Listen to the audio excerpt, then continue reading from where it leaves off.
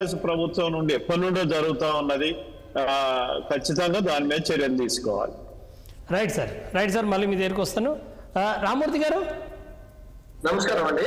Yes, CMRF ఆ రోజుల్లో BRS కార్యకర్తల బెనిఫిట్ స్కీమ్ గా మారింది అన్న ఒక విమర్శలు కూడా వస్తున్న పరిస్థితి.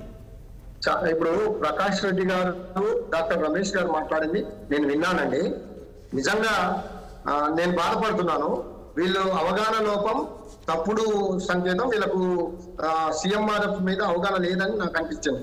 ఎందుకంటే ఇక్కడ ఓన్లీ నేను కూడా కొన్ని వందల చెక్కులు ఇప్పించానండి మధ్య నియోజకవర్గంలో, నా నియోజకవర్గం.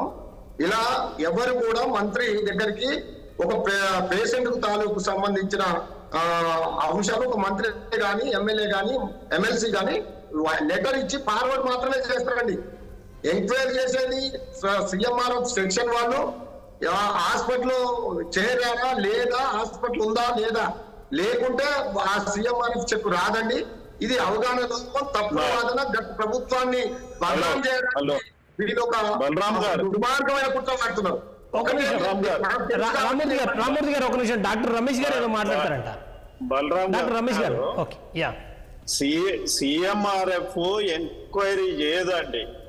Director of medical education office నుండి ఏదైతే స్టేట్ గవర్నమెంట్ పర్మిషన్ ఉంటుందో ఆ స్టేట్ గవర్నమెంట్ పర్మిషన్ ఉందా లేదా అంతవరకే చూస్తుంది. పేషెంట్కి ఆపరేషన్ అయింది, పేషెంట్కి ఆపరేషన్ కాలేదు, దానికి ఎంత ఛార్జ్ చేసిండ్రు అనేది సిఎంఓ ఆఫీసు చూడదు. సిఎంఓ ఆఫీస్ ఏం చూస్తుంది, వాడికి ఆ బడ్జెట్ ఫీజిబుల్ ఉన్నదా. ఇప్పుడు ఫర్ ఎగ్జాంపుల్ 50,000 బిల్లు ఉన్నది అనుకోండి, 50,000 ఫీజిబుల్లా కాదా, ఎమ్మెల్యే గారు మినిస్టర్ గారు రికమెండ్ చేసిండా లేదా అంతవరకే. కానీ ఏ హాస్పిటల్ ఉందా లేదా అనేది director of medical education office చూస్తుంది. స్టేట్ గవర్నమెంట్ పర్మిషన్ అదొక పెద్ద దందా. ఖచ్చితంగా స్టేట్ గవర్నమెంట్ పర్మిషన్ తీసుకున్న హాస్పిటల్సే సిఎంఆర్ఎఫ్ లో ఉంటాయి తప్ప సిఎంఆర్ఎఫ్ ప్రతిదీ పోయి అక్కడ చూడదు. అది నేను బలరాం గారు చాలా క్లియర్ గా అర్థమయ్యేది ఏంటంటే, వీళ్ళకు తెలియని, ఇప్పుడు ఒక పేషెంట్ హాస్పిటల్ కు జాయిన్ అయ్యి డిశ్చార్జ్ అయ్యి ఆయన డబ్బులు పెట్టుకొని ఆ బిల్లులు తీసుకొచ్చి అవి ఒరిజినల్ బిల్లులు ఎంక్లోజ్ చేసి ఒక మినిస్టర్ గానీ, ఒక ఎమ్మెల్యే గానీ, ఎమ్మెల్సీ గానీ ఇస్తే వాళ్ళు గవర్నమెంట్ ఫార్వర్డ్ చేస్తారు. గవర్నమెంట్ ఫార్వర్డ్ చేస్తే వాళ్ళు అక్కడ నుంచి మెడికల్ ఏ హాస్పిటల్ ఉంటుందో ఆ హాస్పిటల్ ఫోన్ కూడా వస్తుంది. మీ దగ్గర ఫలాని పేషెంట్ జాయిన్ అయ్యిందా, ఎంత అమౌంట్ అయింది, ఎంత ఖర్చు అయింది, దానికి ఒరిజినల్ బిల్ ఎంత అనేది వాళ్ళు డిసైడ్ చేస్తారు. ఇప్పుడు నేను నా హాస్పిటల్ ఉన్నది అనుకోండి, నేను ఇష్టం వచ్చినట్టు బిల్ వేసి పంపితే వాళ్ళు ఇయ్యరు. వాళ్ళు ఎంక్వైరీ చేసి పరారు మోకాల ఆపరేషన్ దానికి 1,50,000 మాత్రమే అవుతుంది. వీళ్ళు ఇచ్చేది 60% 80% ఇచ్చినప్పుడు. ఇప్పుడైతే అసలు లేదు. ఇప్పుడు 8 లక్షలు పెట్టుకున్నా 60,000 రూపాయలు వస్తున్నాయి. నేను నా జీవితంలో చూడలేదు. 4,000 3,000 రూపాయల చెక్కులు కూడా రీసెంట్ గా వచ్చినాయి. అంటే వీళ్ళు పేదలకు సాయం చేయాలనే ఉద్దేశం లేదు. కోడిగుడ్డు మీద ఈకలు లాగినట్టు పేదల జీవితాలతో ఆడుతున్నారు వీళ్ళు, ఈ గవర్నమెంట్. కాబట్టి మీరు ఎంక్వైరీ చేయండి. తప్పు ఎవరు చేసినా, ఎంత పెద్దవాళ్ళు చేసినా శిక్ష వేయండి, హాస్పిటల్ని మూసివేయండి. దాంట్లో బీఆర్ఎస్ పార్టీ అడ్డు రాదు. మేము చాలా క్లియర్ గా ఉన్నాం. కానీ వాస్తవాలు జరిగింది, వాస్తవాన్ని మాట్లాడకుండా ఏదో మంత్రులకో, సీఎంకో లేదా కేసీఆర్ గారికో, ఆ ప్రభుత్వానికో ఒక అప్రతిష్ట పాలన చేయడం మాత్రం దుర్మార్గమైన చర్య. కాబట్టి మీరు ఎంకరేజ్ చేయండి, పారదర్శకంగా ఎంకరేజ్ చేయండి. చెక్కులు ఎక్కడికి పోయినాయి, ఎవరు తీసుకున్నారు, హాస్పిటల్ వాళ్ళకు పెట్టింది ఎంత, వాళ్ళు తీసుకున్నది ఎంత, వాళ్ళు నిజంగా తప్పుడు నివేదిక ఇచ్చారనుకో ఖచ్చితంగా చర్యలు తీసుకోండి. ఎవరు వద్దంటున్నారు దానికి? Okay, right. యా, రమేష్ గారు రెస్పాండ్ అవుతున్నారు మీరు.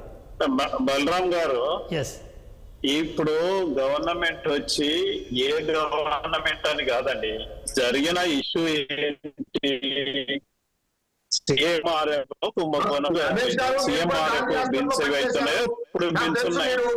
సో అదే ఇప్పుడు ఏ గవర్నమెంట్ అని కాదు, ఆల్రెడీ పాత గవర్నమెంట్లు జరిగినాయి, ఇప్పుడు కూడా జరుగుతున్నాయి. వాటి మీద ఎంక్వైరీ జరుగుతూ ఉన్నది.